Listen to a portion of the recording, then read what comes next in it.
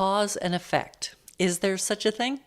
Yes, but it's not as black and white as we'd like it to be. If we expect that our action will have an effect that is a thin line headed straight for the goal, we will usually be disappointed. There are infinite options for outcomes that spread out in all directions to unlimited possibilities. But a realistic expectation is that our outcome will branch out from the perfect goal into a fan of outcomes within a certain range of our intentions.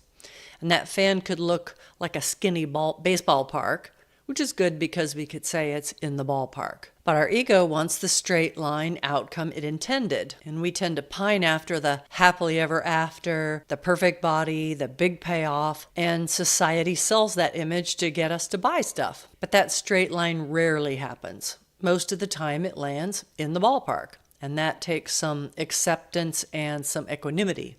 And then there's times when the outcome goes rogue and it hits way outside the ballpark. And then our ego says, that's it, life is nothing but a crapshoot, or the world is against me. And when it's a big thing, like expecting to raise a healthy kid and the kid turns out very sick, or wanting a vibrant marriage and it looks nothing like that, we can take on a worldview of distrust in cause and effect, which can manifest as self-doubt and cynicism. So that straight line expectation is premeditated misery, and it lacks emotional maturity. If we want to live peacefully in reality, we can learn to get comfortable with being in the ballpark. And with some deeper practice, we can become okay with rogue outcomes.